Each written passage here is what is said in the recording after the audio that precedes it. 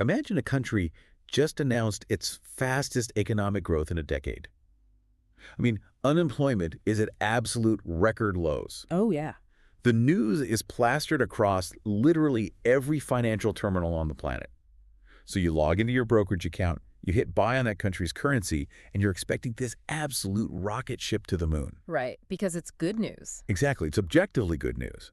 But instantly, the market just violently crashes in the exact opposite direction. You're staring at a sea of red, your stop loss gets triggered, and your money is gone. Poof. Just gone. Why?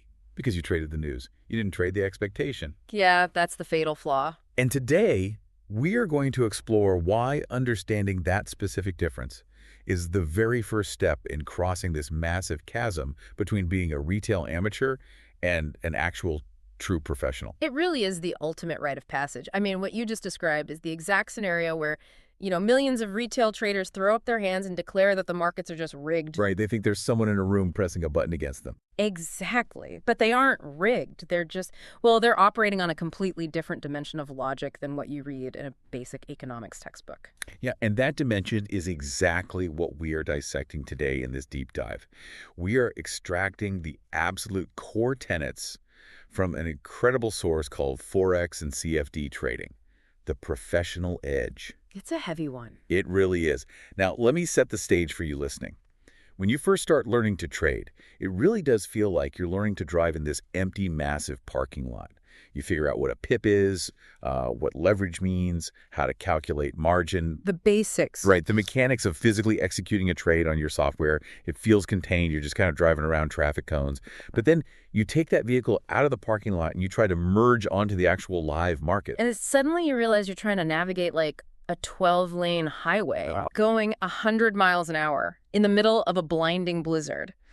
And worst of all, you are completely surrounded by institutional drivers, algorithms, and these massive hedge funds who have been making this exact brutal commute every single day for decades. That is the perfect way to put it. I mean, you know the controls of the car, sure, but you lack the reflexes, the structural context, and honestly, the psychological fortitude to actually survive the journey. Yeah, survival is the key word there. In this source material we're looking at today, it makes no apologies for skipping the beginner vocabulary. It completely assumes you already know how to drive. Right, this isn't for day one. Not at all.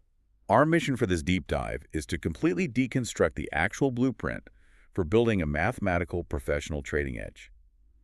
We're going to start by looking at the macroeconomic forces that actually dictate where the world's money flows. The big picture. Exactly. Then we'll strip the charts bare to read human psychology through naked price action. We'll mathematically build this impenetrable fortress around your capital. And finally, we'll confront the most volatile, destructive component of the entire system. Which is, of course, the trader's own mind. Always. Every single time. So let's unpack this. We have to start with the macro view. Part of crossing that chasm is realizing that, just having an economic calendar open on your second monitor does not make you a fundamental analyst. And not even close. I mean, the vast majority of retail traders operate exactly as you described in your opening scenario. Right. They see a news release scheduled for like 8:30 a.m. Eastern time. They wait for the data to drop. If the number is green, meaning it's higher than the forecast that they hit buy. Monkey see green, monkey hit buy. Exactly. If it's red, they hit sell. That is reactive news trading. It is essentially just a coin flip disguised as analysis. True professional fundamental analysis is about constructing a continuous, evolving macro narrative. It's a story. Yeah, it is the discipline of forming better expectations than the herd. Right. And here is where we get into the mechanics of that GDP crash I mentioned earlier. Explain to me the actual mechanics of why a market would sell off a currency when a country announces, objectively fantastic economic growth. Who is doing the selling? Well, to understand who is selling, you have to understand how money is positioned before the news even hits the wire. Okay. Markets are forward-looking discounting mechanisms. They do not react to whether a number is objectively good or bad in a vacuum. Right. They react exclusively to the gap between the actual outcome and the consensus expectation that is already priced in. Priced in. We hear that phrase literally all the time, but let's actually define the mechanics of it. Sure. Let's say the consensus expectation among all these top economists is that a country's GDP will grow by 4%. Okay, 4%. Right. Institutional players, so banks, hedge funds, sovereign wealth funds, they believe this 4% figure is highly probable. So for weeks leading up to the announcement, what are they doing? They are quietly buying the currency. Accumulating. Exactly. They're positioning their massive portfolios for that 4% reality. So by the time the announcement comes out, billions of dollars have already been committed to the long side. Ah, I see. The price of the currency has already drifted up to reflect a 4% growth reality. Okay, so the buying's had already happened. The gunpowder is spent. Precisely. Now the news drops. The actual GDP growth is 3.5%. Now, objectively, 3.5% growth for a developed economy is phenomenal. Right, it's a booming economy. It is. But relative to the expectation of 4%, it is a massive disappointment. So the gap between expectation and reality is negative 0.5%. Yes. And here is where the crash happens. Mhm. Those massive institutions that bought the currency over the last month in anticipation of 4% growth, they suddenly realize their thesis is slightly wrong. They missed the mark. The economy isn't as hot as they modeled. So what do? They need to reduce their exposure immediately. They start unwinding their massive long positions. And to unwind a long position, you have to sell. Exactly. And at the exact same millisecond, algorithmic trading systems read the headline. They instantly calculate that 3.5 is lower than the 4% consensus, and they trigger massive short sell orders. Wow. So you have institutions taking profit, algorithms shorting the miss, and retail traders completely confused as to why they just got liquidated buying good news. That completely flips the script on how you read an economic calendar. Hmm? I mean, you aren't trading the data. You are trading the market's surprise relative to the data. That's the secret. And to navigate that surprise, the source material breaks down the 4 specific numbers you have to monitor before any major economic release. Right. Because usually people just look at the forecast and the actual number, but there's a sequence of 4. Yeah, there's the previous reading, which basically sets the baseline from last month. Then the forecast, which was that consensus estimate we just talked about. Yeah. Then you get the actual figure. But the fourth number, this is the hidden mechanic that retail entirely misses. Oh, yeah. The revised number. The revised figure is arguably the most critical piece of intelligence for a macro narrative, precisely because it is looking backward, and therefore, retail traders just completely ignore it. They don't even see it. Economic data is notoriously difficult to collect. When a government agency releases employment numbers for May, it's really just a highly educated estimate based on surveys. A best guess, really. Yeah, best guess. By the time June rolls around, they have much better concrete data for what actually happened in May. So alongside June's estimate, they quietly publish a revision to May's number. And why do professionals watch these revisions so obsessively? Well, according to the book, it's because a pattern of consistent downward revisions is the ultimate secret tell that an economy is rotting from the inside out, regardless of what the headline numbers claim. Right, it's the underlying health. Exactly. Let's look at the non-farm payrolls, the U.S. employment report. Let's say today's headline actual number beats the forecast. The retail crowd cheers, they buy the U.S. dollar. But the professional analyst looks deeper into the report and sees that the previous 2 months were just quietly revised downward by like 150,000 jobs combined. Wow. So the economy actually created 150,000 fewer jobs than everyone was pricing in over the last 60 days. Exactly. The headline looks like a victory, but the underlying structural trend is actually deteriorating rapidly. The professional will fade the retail buying frenzy, knowing that the macro narrative is actually bearish. So if we zoom out from a single employment report, what are all these numbers actually feeding into? Like, what is the ultimate boss of fundamental analysis? It's the central bank. Central banks are the apex predators of the financial markets. They set the price of money, period. Yeah. Currencies, at their core, are really just stores of value that are measured against the yield, the return, that they offer to whoever holds them. Because of that irrefutable fact, interest rate policy exerts a more sustained, heavy gravitational pull on exchange rates than any other single factor on Earth. Money flows to where it is treated best. Yeah. I mean, if the central bank in Australia is offering a 5% interest rate, and the central bank in Japan is offering a 0% interest rate. It's a no-brainer. Right.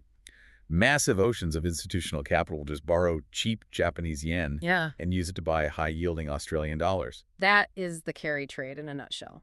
And it's why tracing the divergence in monetary policy between two economies provides your ultimate directional bias. So if you want to know if the EUR/USD is going up or down over the next 6 months, you don't look at a 15-minute chart. No, you look at the European Central Bank compared to the U.S. Federal Reserve.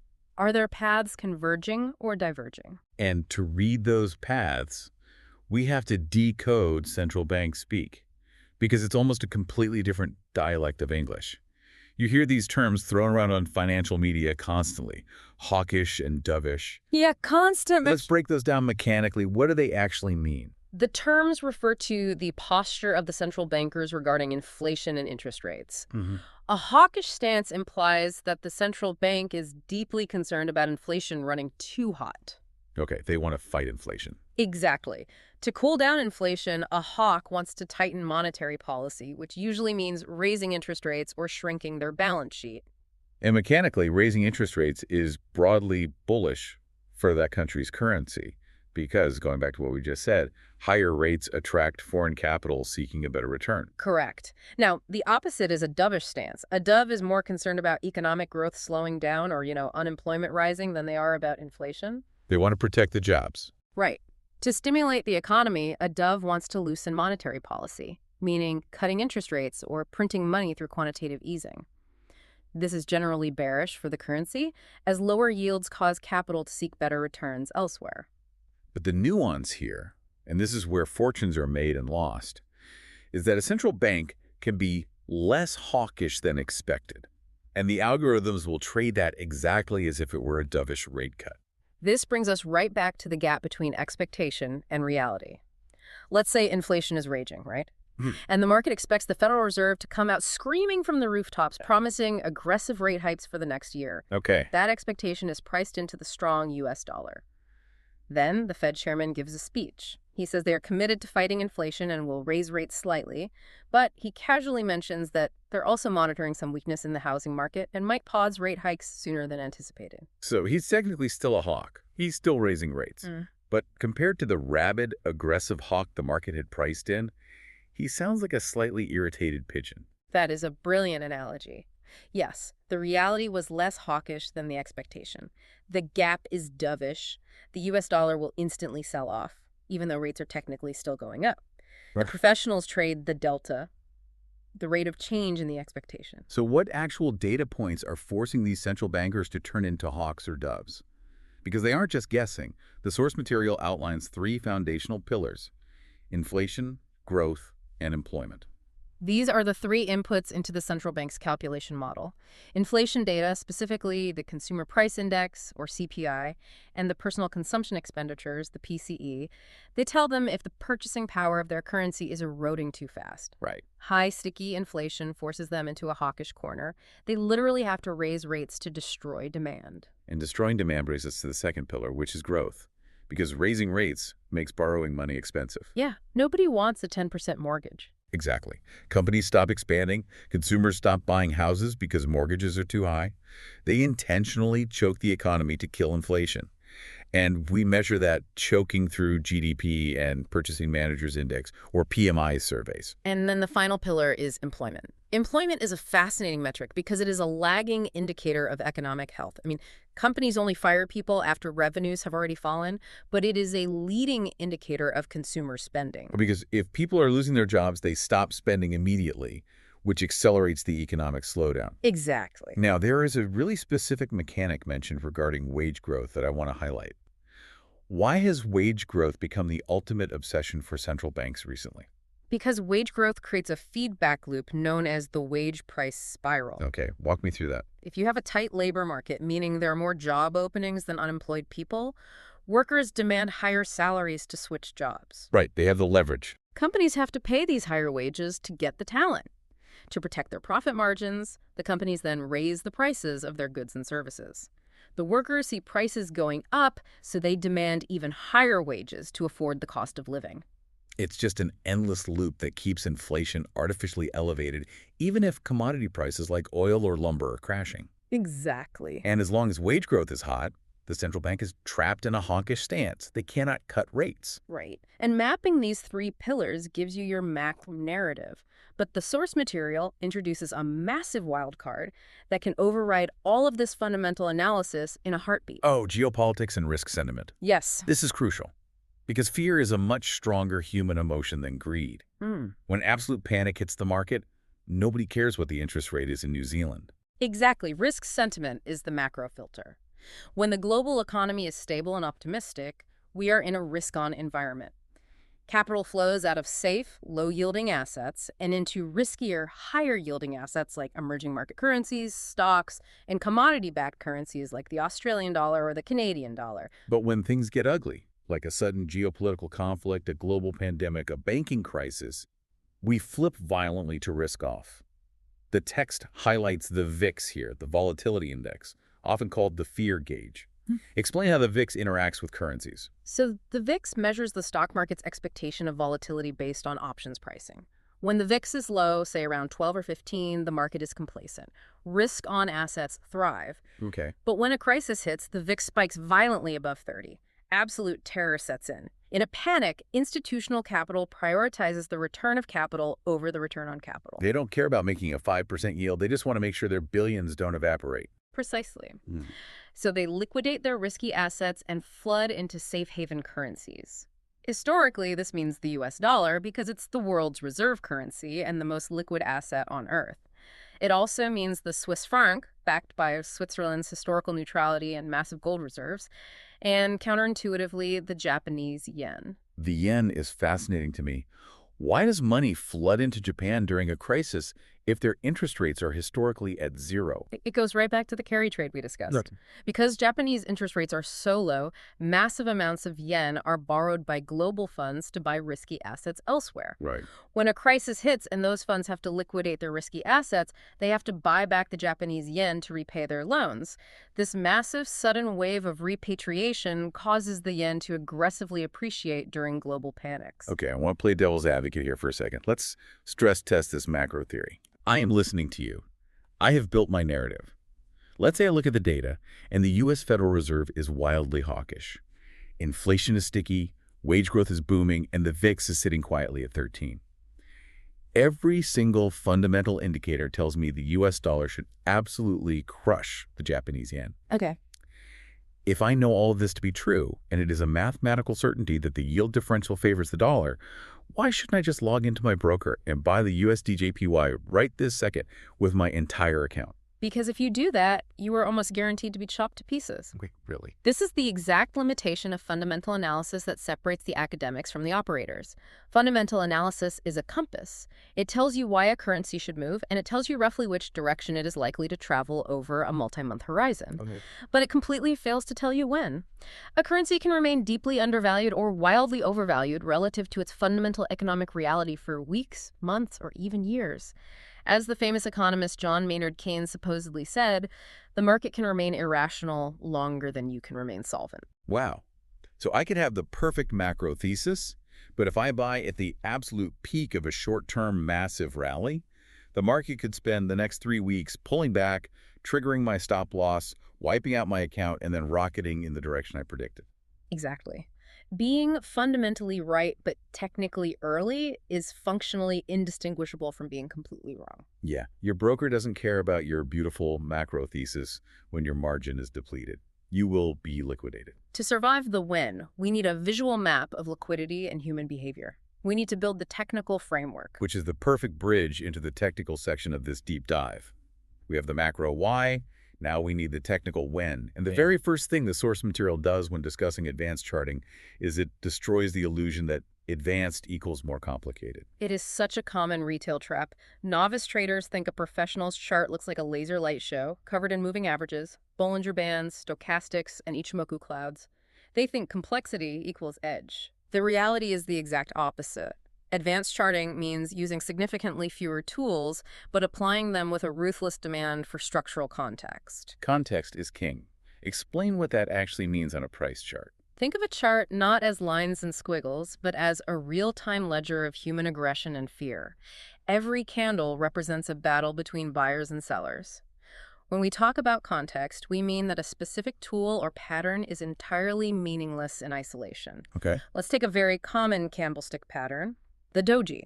It looks like a cross. It opens and closes at the exact same price, but it has long wicks up and down. It represents total indecision. The buyers pushed it up, the sellers pushed it down, and it ended in a tie. So if you see a doji in the middle of a random sideways Tuesday afternoon with no economic news, what does it mean? It means absolutely nothing. It is just algorithmic noise and low volume chop. But if that exact same doji prints on a daily chart, exactly touching a major structural resistance level that has rejected price 3 times over the last 2 years. Oh, wow. Suddenly, the doji carries immense analytical weight. It tells you that after a massive rally, the buyers have hit a brick wall of institutional sell limit orders, and they have lost their momentum at a historically critical juncture. The structural context validates the tool. Yeah. Okay, so if we are stripping away the laser light show, what tools actually survive the purge for a professional? The source leans heavily into Fibonacci retracements and harmonic pricing models. Now, stop right here. I need to push back hard on this. I knew this was coming. Fibonacci is a mathematical sequence derived from a 13th century Italian mathematician studying rabbit populations. Why on earth does a multi-trillion-dollar decentralized foreign exchange market care about a medieval math equation? We're crossing into astrology here. It is the most common and justified skepticism in technical analysis. Why do these specific ratios, 23.6%, 38.2%, 50%, 61.8%, and 78.6%, actually matter to a hedge fund manager in London? The text is very grounded about this. It dismisses the mystical, cosmic connection to seashells and galaxies. Markets respect Fibonacci levels for one cold, hard reason. They are self-fulfilling algorithmic reference points. A collective illusion that becomes reality because everyone agrees to look at the same illusion. Precisely. The markets are dominated by institutional algorithms that need programmed mathematical parameters to execute billions of dollars in orders. They don't trade on gut feeling. Cool. When a market makes a massive impulsive move upward, it cannot go up forever in a straight line. Participants take profit. Counter-trend traders step in. The price begins to pull back or retrace. The algorithms are programmed to calculate the exact distance of that upward move and lay down massive webs of limit orders at specific mathematical fractions of that move. So they are hunting for a mathematical discount. Let's walk through these levels mechanically. What is the psychology at each retracement? If price pulls back 23.6% of the recent move and immediately bounces higher, that is a shallow pause. It tells you the underlying trend is ferociously strong. The buyers are impatient. Yeah, they are so eager they aren't even waiting for a real discount. The 38.2% level is your moderate, healthy retracement. It's the most common first target for a normal trend to catch its breath. The 50% level is pure human psychology. We are hardwired to love a 50% off sale. It is a massive psychological battleground. But then we reach the 61.8% level, the golden ratio. The text treats this level with near reverence.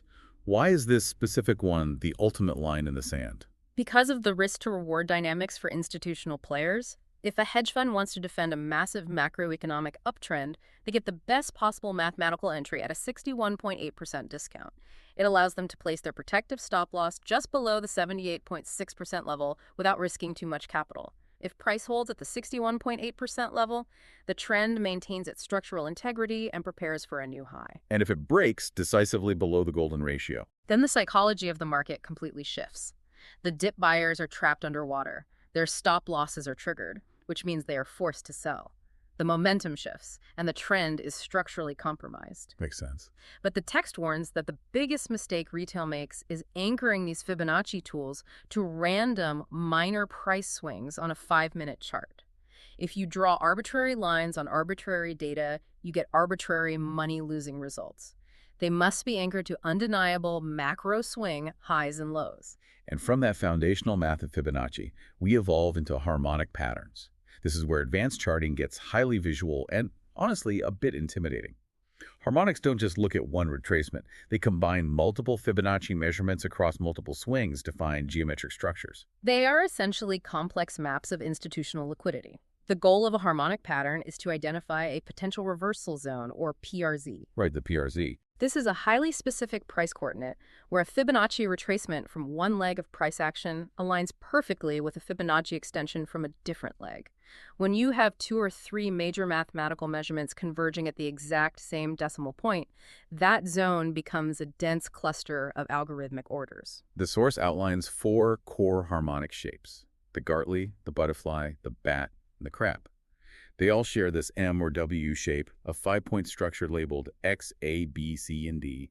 The entire goal is to accurately predict point D, which is where you actually execute the trade.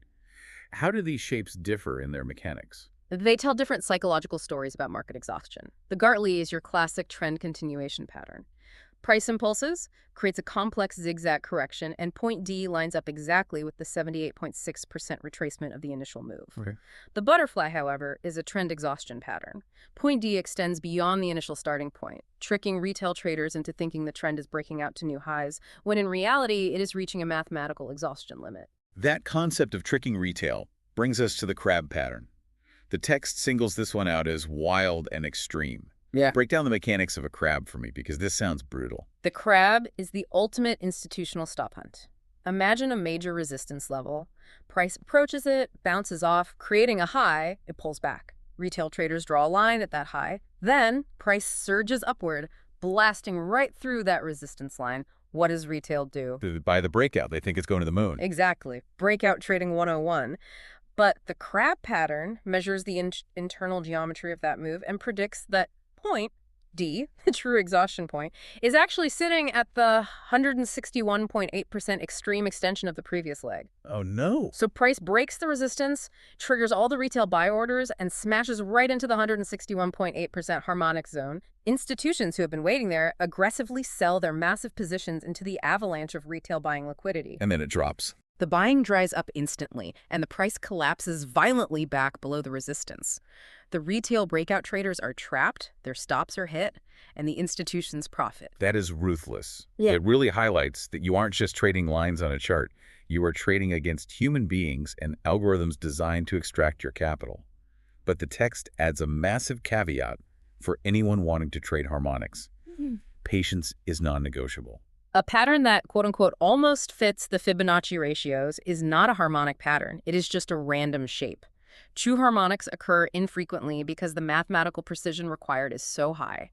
Okay, so you've mapped out your harmonic PRZ. You are waiting at point D.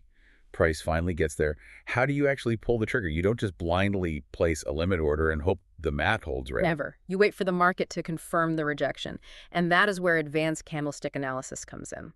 But again, we aren't looking at a single doji in isolation. We are looking for multi-candle patterns that prove a sustained violent shift in momentum. Because a single candle is just one session of data. It can be easily manipulated by a brief spike in volume.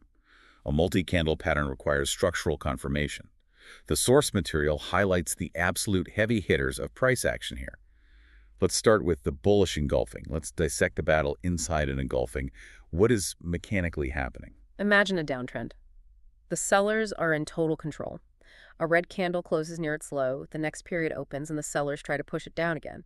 But suddenly, massive institutional buying volume enters the market. Okay.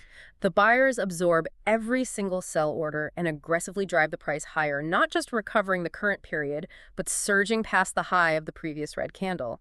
The green body of the second candle completely swallows or engulfs the body of the first. Mechanically, it proves that the balance of power has violently shifted from supply to demand in real time. It's an overwhelming display of force. The text also covers the evening and morning stars, which are 3 candle reversals at extreme highs or lows, and the 3 white soldiers and 3 black crows. 3 consecutive strong directional candles with barely any wicks, just marching in one direction. Very powerful. But the pattern that fascinated me the most was the abandoned baby. It sounds dramatic, but the mechanics are incredible. Explain a liquidity vacuum here. The abandoned baby is rare, but when it prints at a structural level, it is explosive. Imagine an aggressive uptrend. The buyers are euphoric. The session closes. When the next session opens, the buying pressure is so intense that price actually gaps higher. It skips over prices completely. Wow. But once it gaps up, no new buyers are willing to step in at those absurdly high prices. The volume completely dries up. The candle forms a tiny doji, total indecision. The buyers are exhausted. Right.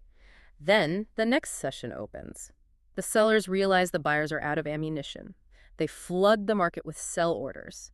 The selling is so aggressive that price gaps violently downward, leaving that tiny doji completely isolated, floating in space above the rest of the chart. It's an abandoned baby. Mechanically, it represents a complete, unquestionable failure of the buyers to maintain higher prices, followed by an aggressive institutional markdown. And we pair these candlestick triggers with another concept, divergence. Specifically, using an oscillator like an RSI or a MACD. Now, a lot of people just use the RSI to see if something is overbought above 70 or oversold below 30, which the text says is a great way to lose all your money in a strong trend. Oh, absolutely, because a strong trend can stay overbought for weeks. Using oscillators for absolute levels is a rookie mistake. Professionals use them to measure the underlying physics of the momentum. So price can be making a higher high, but if the momentum behind that push is significantly weaker than the previous push, you have divergence. Mechanically, what does that mean? Price is going up, but momentum is dropping. Imagine throwing a ball straight up into the air. It is still traveling upward, it's making a higher high, but gravity is taking over.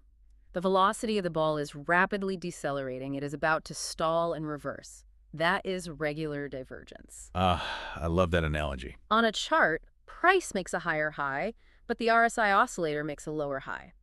It tells you the trend is secretly exhausting from the inside out, even though the surface looks bullish. If you see regular divergence forming right as price hits your harmonic point D, the probability of a reversal skyrockets. The text also mentions hidden divergence, which signals trend continuation. That's when price makes a higher low in an uptrend, but the oscillator makes a lower low. It essentially means the market managed to reset its momentum fully without giving up much ground in price. It's coiled like a spring ready to launch again. Correct. But here is the critical filter for all of this. All these beautiful tools, Fibonacci, harmonics, candlesticks, divergence, they are completely useless if you do not filter them through multi-timeframe analysis, the top-down approach. I have an analogy for this that I think perfectly captures the danger of ignoring timeframes. Let's say you are a pilot flying an airplane. You are looking down at a screen that only shows the weather in a 5-mile radius around your plane. Okay. It looks perfectly clear, blue skies. So you decide to relax and turn off the autopilot. But what you don't know is that on the 500-mile radar, there's a Category 5 hurricane rapidly approaching your exact coordinates. By the time it enters your 5-mile screen, it is way too late to react. You are destroyed. That is the exact reality of a retail trader who exclusively trades a 5-minute chart. They see a perfect bullish engulfing candle on the 5-minute chart, and they buy. What they don't realize is that price is simultaneously ramming directly into a 10-year monthly resistance level that is defended by sovereign wealth funds. The 5-minute weather looks great, but the monthly tectonic plates are about to crush them. The higher time frame always wins. So how does a professional structure this top-down approach? You start your analysis on the macro timeframes, the monthly and weekly charts. This is where you map the major support and resistance zones that have historically shifted the market. You don't trade on these charts, you just mark the danger zones. Like drawing the big boundary. Right. Then you step down to the daily chart to determine the prevailing medium-term trend.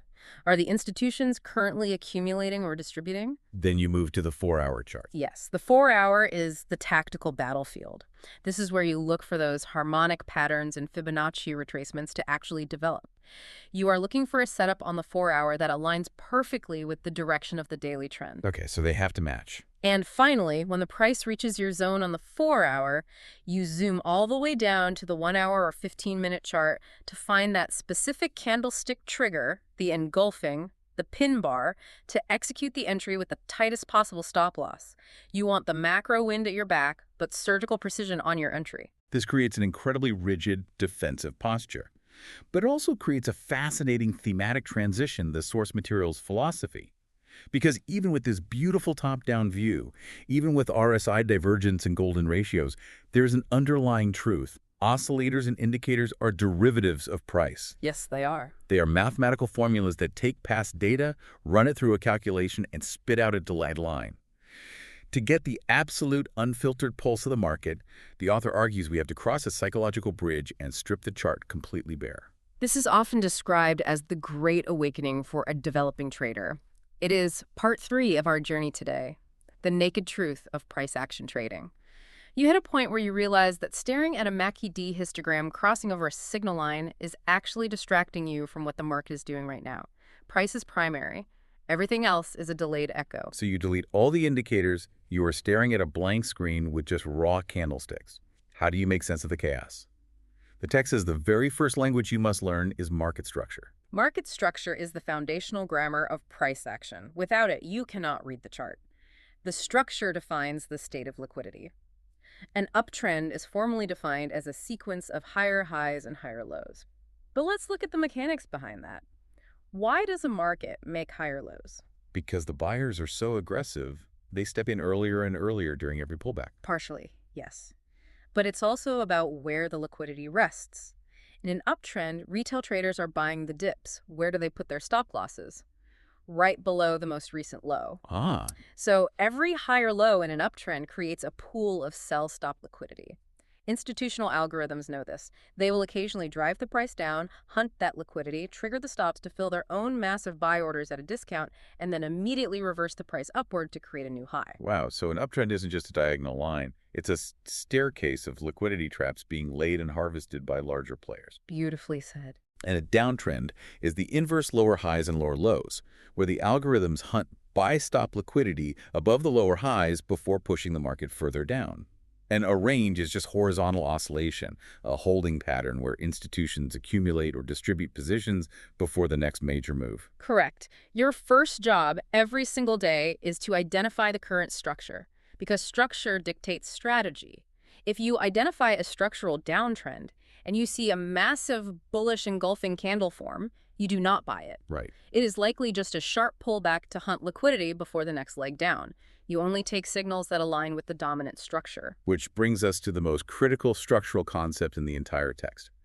BOS, break of structure. A break of structure is the market's definitive proof that a trend is continuing or reversing. Let's say you are in an uptrend.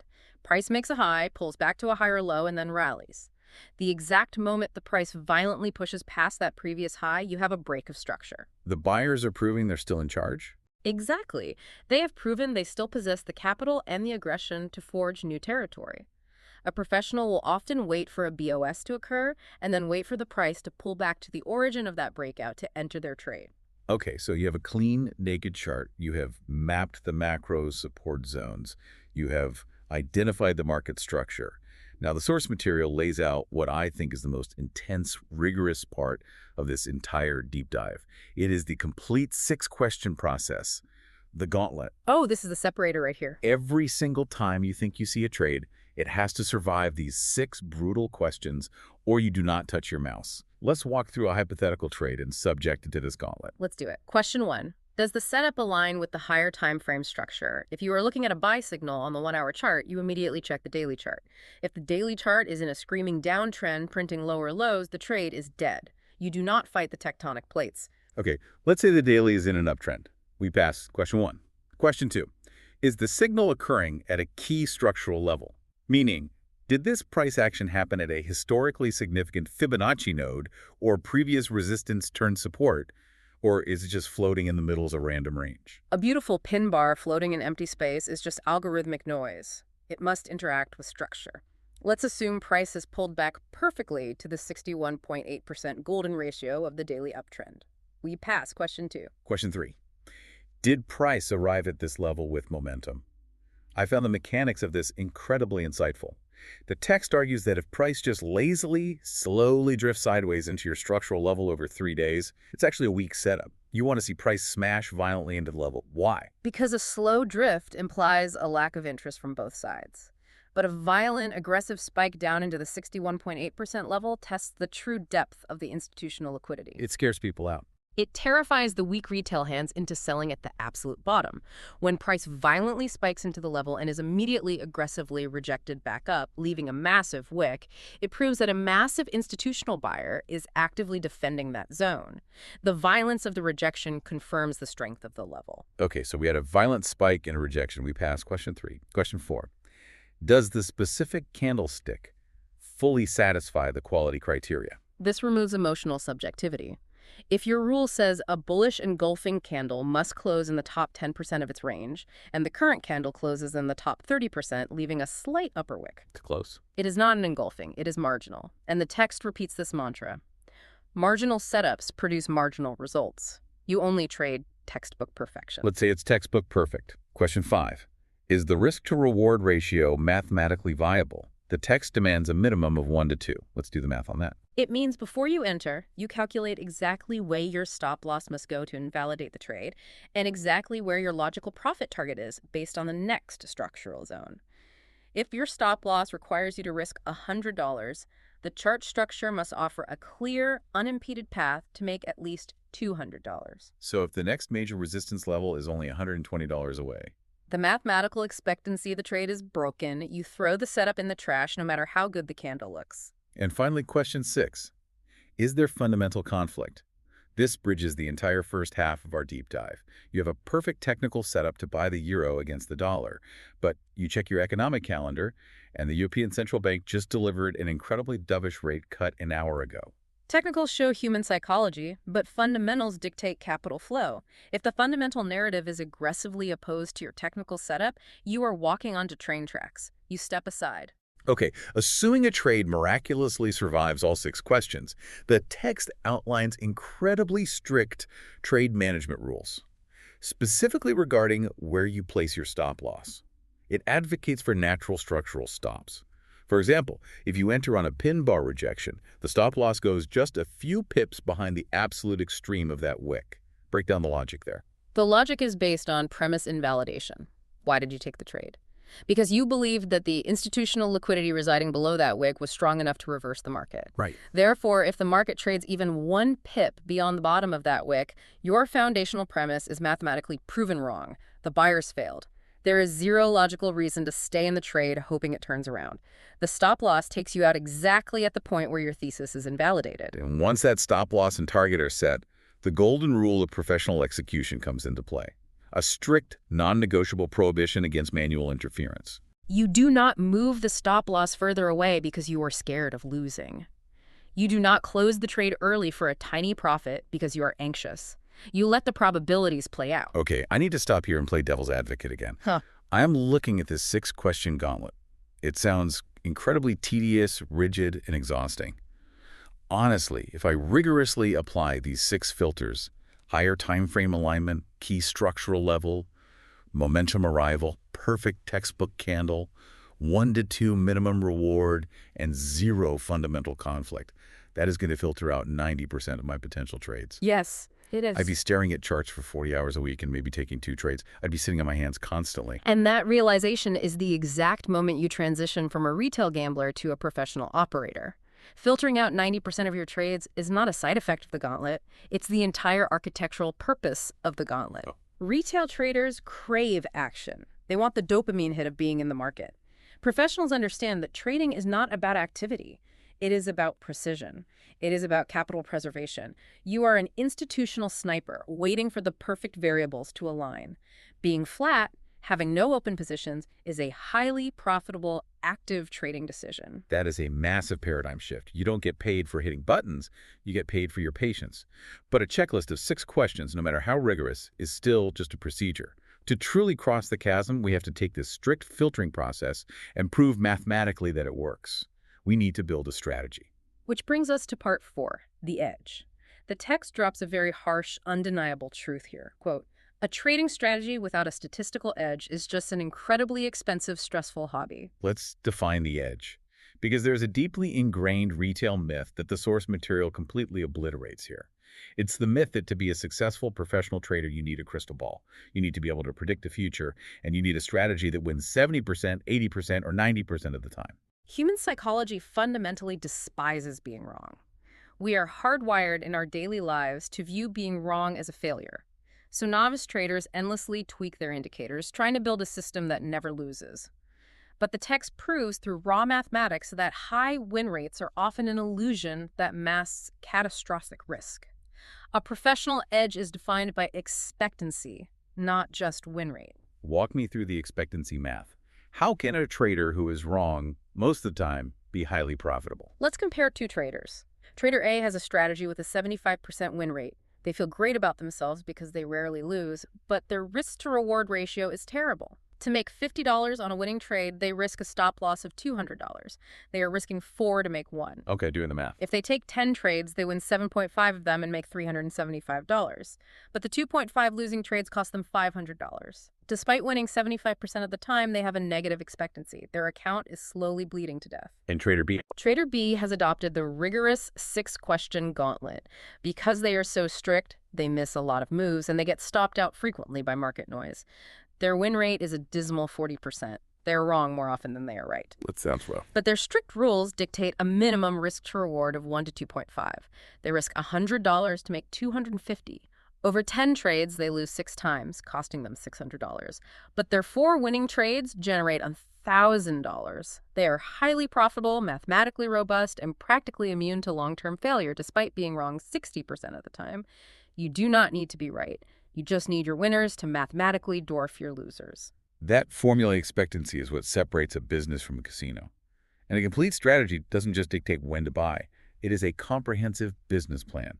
It dictates exactly what markets you trade, what time frames you observe, your precise risk per trade, your exit parameters, and most importantly, the specific conditions under which you absolutely refuse to trade. But how do you know your rules actually produce positive expectancy before you risk real money? You must subject your strategy to the scientific method. The strategy is your hypothesis. Backtesting and forward testing are the rigorous experiments. Backtesting involves manually scrolling back months or years on historical charts, meticulously applying your strict rules bar by bar, and recording the data. You track the win rate, the average win versus average loss, the maximum consecutive losing streak, and the overall expectancy. And part of testing that hypothesis is finding your specific temporal style. Because not every statistically viable strategy fits every human being's nervous system.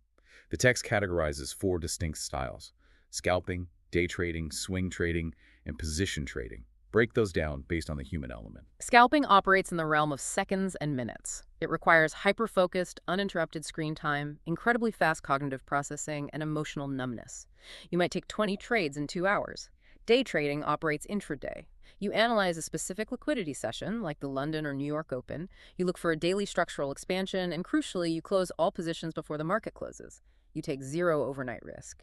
Then you slow things down with swing trading. Yes, swing trading operates over days or weeks. It requires massive patience. You enter on a 4-hour or daily chart, and you must have the psychological fortitude to watch your trade fluctuate in and out of profit for days, surviving overnight market gaps and daily volatility without interfering. Finally, position trading is purely macro-focused. You are holding for weeks or months, completely ignoring daily price action, relying entirely on those central bank monetary policy divergences we discussed in the first section. Here's my analogy for finding your style. Picking a trading time frame is exactly like picking an Olympic sport. You can be an elite, world-class marathon runner, or you can be an elite, world-class 100-meter sprinter. Both are phenomenal, highly trained athletes. But they have completely different fast-twitch muscle fiber distributions and cardiovascular systems. If you spend 3 years training your body for a marathon, and then you line up on the track and try to run the 100-meter dash against sprinters, you will be publicly humiliated. Your physiology is wrong for the environment. That is spot on. The text emphasizes that no single style is inherently superior. A 5-minute scalper can make the exact same annual return as a 3-month position trader. Success comes entirely from aligning the strategy's time frame with your specific logistical constraints, meaning your day job, your available screen time, your time zone, and your innate psychological temperament. If you are naturally highly anxious and need control, holding a swing trade over the weekend while political news breaks will physically destroy your mental health. If you are slow, methodical, and analytical, the chaotic speed of scalping will completely paralyze you. And the cardinal sin of style selection is strategy drift. The absolute prohibition against letting timeframes bleed into each other. If you enter a day trade and it is losing money at 4:55 p.m. right before the daily close, you do not suddenly negotiate with yourself and say, oh, well, the weekly chart actually looks somewhat supportive, so I'll just remove my stop loss and turn this into a swing trade. That is the exact moment an account suffers a catastrophic blow. Strategy drift is the mind's desperate attempt to avoid realizing a loss. You abandon the mathematical expectancy of your day trading system and blindly enter the variance of a swing trading system you never tested. which provides the perfect thematic transition into the most vital, sobering section of the entire source material. You can have the macro central bank view. You can have the technical harmonic triggers on a clean, naked chart. You can have a mathematically tested edge with a 2.5 risk-to-reward expectancy. But all of that beautiful math means absolutely nothing if a random, unavoidable string of bad luck wipes out your trading capital before the statistics have a chance to play out in your favor. This brings us to part 5, the fortress, advanced risk and portfolio management. The underlying philosophy here is that risk management is not a defensive constraint on your profits. It is the fundamental architecture within which profit becomes mathematically possible. And the architect starts with a brutal reality check regarding the asymmetry of loss. The math of drawdowns. This is the math that Wall Street understands implicitly, and retail traders completely ignore until their account is decimated. Break down the asymmetry. Why is losing money so much more mathematically destructive than making it? Because the percentage required to recover from a loss is always exponentially greater than the percentage lost. It is a nonlinear destruction of capital. Let's look at the numbers. If you have a $10,000 account and you suffer a 10% drawdown, you lose $1,000. You now have $9,000. To get back to your original $10,000, you do not need a 10% gain. A 10% gain on $9,000 is only $900. You need an 11.1% gain just to reach break even. Okay, 11% is manageable, Right. but it spirals quickly. Violently quickly. If you suffer a 20% drawdown, you now need a 25% gain to recover. If you hit a bad losing streak and suffer a 33% drawdown, you need a 50% gain to recover. And if you commit the ultimate sin of over-leveraging and lose 50% of your capital, wait, scratch that. You require a monumental, highly improbable 100% gain just to get back to zero. You have to double your account just to survive. That is terrifying mathematics. It should instill deep respect for capital preservation. Because of this asymmetry, drawdown management is the central nervous system of professional trading. To combat this, the text introduces a mechanical circuit breaker used by professionals, the scaling rule.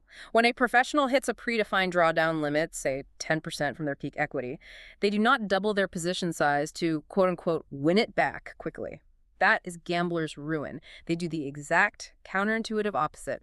They mechanically cut their standard position risk by 50%. They intentionally cripple their own earning power during a losing streak. Yes, because a 10% drawdown proves that their specific strategy is currently out of sync with the market's behavior. The market regime has shifted. If they keep risking full size, they will rapidly accelerate toward that 20% or 30% death spiral. By cutting their risk in half, they dramatically flatten the curve of their drawdown. If the losses continue and they hit a 15% drawdown, they cut the risk again down to 25% of the original size. This ensures they mathematically survive the bad streak. They preserve the vital capital needed so that when the market regime finally shifts back into alignment with their edge, they actually have money left in the account to recover. It takes immense emotional discipline to trade smaller when you are losing. And speaking of discipline, let's look at portfolio correlation. Retail traders love to talk about diversification to protect their risk. A novice trader will say, I'm being responsible. I'm not putting all my eggs in one basket. I'm buying the USD, I'm buying the GBP USD, and I'm buying the IU USD. 3 different trades. And the source thoroughly dismantles that illusion. That is not diversification. The euro, the British pound, and the Australian dollar, when traded against the US dollar, are highly correlated assets. Their movements are overwhelmingly dictated by the strength or weakness of the USD. By taking all 3 trades simultaneously, you haven't diversified your risk. You have simply tripled your short exposure to the US dollar. If the Federal Reserve unexpectedly announces a hawkish rate hike, the US dollar will instantly spike across the board. The euro drops, the pound drops, the Aussie drops. All 3 of your diversified trades will instantly smash into their stop losses at the exact same millisecond. Exactly. Professionals manage portfolio heat. They evaluate their net directional exposure to every single individual currency across all their open positions. You must be deeply aware of correlation coefficients to build the fortress. Okay, so we are limiting our drawdowns with the scaling rule, and we are monitoring correlation. But the ultimate question remains. How do we know the absolute optimal mathematical amount to risk on a single trade to begin with? Enter the Kelly criterion. I was blown away by this section. This isn't trading folklore. This is an incredibly complex formula developed by a literal rocket scientist at Bell Labs in the 1950s, used by quantitative hedge funds and professional blackjack players. John L. Kelly Jr. developed it originally for signal noise and information theory, but it applies flawlessly to statistical edge in finance. The Kelly formula calculates the theoretically optimal fraction of your entire bankroll that you should risk on a single bet to achieve the absolute maximum long-term compounding growth rate, mathematically guaranteeing you will never hit absolute zero. How does it calculate that? What are the inputs? It only needs two inputs from your back-tested strategy: your historical win probability, the win rate, and your historical reward to risk ratio, which is your payoff. Let's do a mental simulation of this to make it real. Imagine I invite you to play a game. I have a rigged coin. It lands on heads 60% of the time and tails 40% of the time. You have a massive, undeniable statistical edge. I give you a $1,000 bankroll. Every time it lands on heads, I double your bet. If it's tails, you lose your bet. If you bet $1,000 on the very first flip, despite your 60% edge, there is a 40% chance you flip tails, go instantly bankrupt, and the game ends. That is maximum risk, immediate ruin. Right, so you get scared and go the other extreme. You bet $1 on each flip. You will absolutely never go bankrupt. You could survive a streak of 100 tails. But after playing all day, you've made like $12. Yeah. You completely failed to capitalize on your massive edge. The Kelly criterion finds the mathematical peak of the mountain between those two extremes. Exactly. If you plug a 60% win rate and a 1-to-1 payout into the Kelly formula, it tells you that to maximize your wealth growth as fast as mathematically possible, you must risk exactly 20% of your bankroll on every single flip. But the text slaps a massive, flashing warning label on this formula. Because if your trading strategy gives you a Kelly fraction of risking 16% of your account on every Forex trade, you should absolutely not do it. No, absolutely not. What you just described is called full Kelly. And while full Kelly guarantees maximum theoretical growth over infinity, the short-term volatility of returns at full Kelly is violently, aggressively terrifying. Even with a verified edge, trading at full Kelly guarantees you will frequently experience 50%, 60%, even 80% drawdowns along the way. Which, mathematically we just discussed, requires a 400% gain to recover from. Right. The mathematical simulation survives full Kelly, but the human nervous system cannot. A human trader experiencing an 80% drawdown will panic, abandon the strategy, and destroy the edge. That is why professional applications almost universally rely on half Kelly or even quarter Kelly. So if the formula says optimal growth is at 16% risk per trade, the professional cuts it to 8% or 4%. And honestly, even 4% is considered incredibly aggressive for a systematic institutional trader. The true value of the Kelly criterion for a retail trader isn't to use it as a daily position sizing calculator. It is used as a theoretical ceiling to measure the safety of your system. If your back-tested edge produces a Kelly fraction of 3% and you are out in the market risking 2.5% per trade, you are operating dangerously close to the maximum threshold of ruin. One slight change in market conditions and you are over-leveraged. But if your robust system gives you a Kelly fraction of 25% and you deliberately choose to risk only 1% per trade, you are operating with an incredibly wide margin of safety. You know your system can survive almost any black swan event the market throws at you. This mathematical approach completely changes how you view performance. It shifts the focus from absolute returns to risk-adjusted metrics. The text makes a brilliant observation here. If trader A makes a 50% return in a year and trader B makes a 20% return, retail automatically assumes trader A is the better trader. Which is deeply flawed logic. Making a 50% return is meaningless if you had to risk 60% of your total account equity on highly correlated, over-leveraged trades to achieve it. That isn't trading skill. That is just surviving a game of financial Russian roulette. You got lucky the chamber was empty. Professionals measure performance strictly based on the risk absorbed to achieve that return. The text introduces the Sortino ratio and the Kalmar ratio. How do these differ from just looking at a profit and loss statement? Unlike standard metrics, the Sortino and Kalmar ratios specifically isolate and penalize downside volatility. They measure how smoothly your equity curve rises. They punish deep drawdowns. An institutional investor will eagerly fund a trader making 15% a year with a maximum historical drawdown of 4% because that is a highly scalable, stable system. They will completely ignore a trader making 80% a year who regularly suffers 40% drawdowns because that trader is a ticking time bomb. So here is a philosophical question that hit me while digesting all this math. We have the Kelly criterion. We have expectancy formulas. The math literally dictates the optimal behavior to survive and thrive. Why do human beings instinctively want to risk more or less than the mathematically proven number? Why do we self-sabotage the math? Because human beings are not rational, calculating machines. We are emotional, deeply flawed biological organisms operating on evolutionary hardware that is entirely unsuited for statistical probability.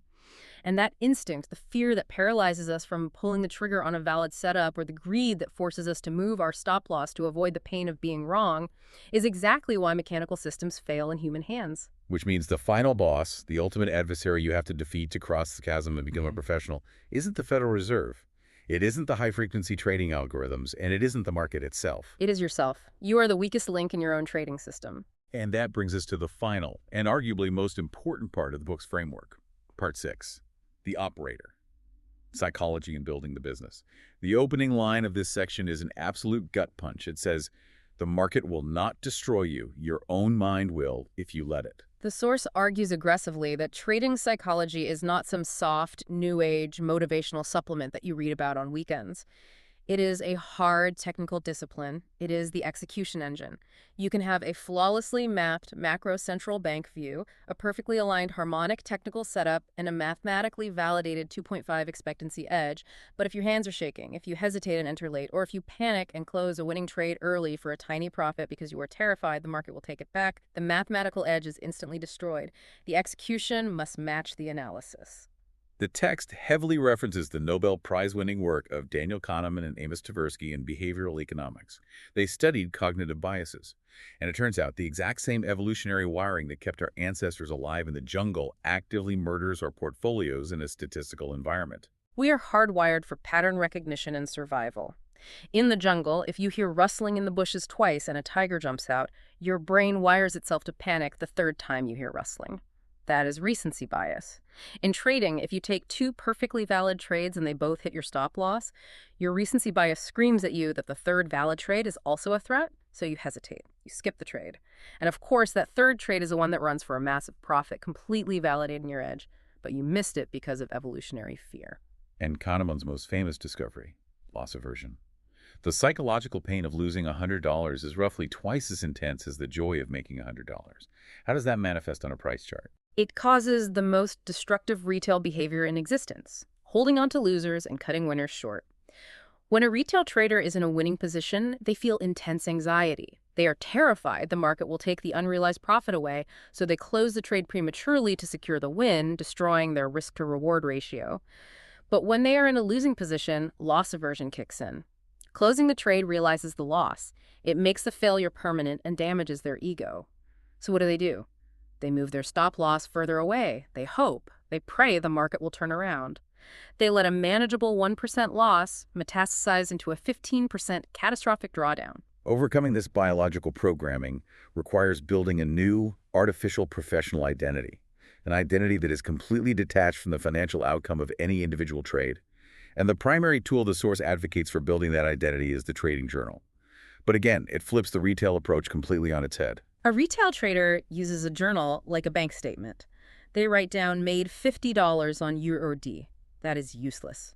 Your broker software tracks your profits and losses automatically. A professional trading journal is for recording the process, the execution, and the psychological state. Explain how a journal evaluates a trade. What is a good trade versus a bad trade in this paradigm? Let's say you take a trade. You ran it through the 6-question gauntlet. It checked every box. You calculated your exact risk. You entered perfectly without hesitation. You placed your stop loss. The market instantly reversed, hit your stop loss, and you lost $200. In a professional journal, you log that as an overwhelmingly good trade. Even though you lost money? Yes, because your process was flawless. You executed your edge perfectly. The outcome of that specific instance was just statistical variance. Conversely, let's say you are bored. You see a chart moving fast. You haven't checked the trend. You haven't calculated risk. You just impulsively hit buy because you have FOMO, fear of missing out. The market happens to surge in your favor, and you close it out for a $500 profit. In a professional journal, you log that in red ink as a horrific, bad trade. Because the process was fundamentally compromised. You reinforced a toxic habit that will eventually destroy you. Exactly. This relies heavily on the legendary insights of trading psychologist Mark Douglas, which the text highlights prominently. Douglas preached the principle of micro-randomness and macro-predictability. In the micro moment, any given trade can produce any given result. A massive bank could unexpectedly dump $1 billion into the market right as you enter your perfect setup, instantly stopping you out. There is an unavoidable element of randomness. Therefore, the financial outcome of a single trade contains absolutely zero information about the quality of the analytical decision you made. You cannot judge your skill based on one trade. Your statistical edge only reveals itself over a large sample size, a series of 50 or 100 sequential trades executed with identical discipline. And realizing that requires a long-term perspective that most people lack. The text lays out a very realistic, deeply sobering 3-year timeline for building a genuine trading business. It actively attacks the get-rich-quick marketing that plagues the Forex industry. Walk me through the 3 years. What is the objective of year one?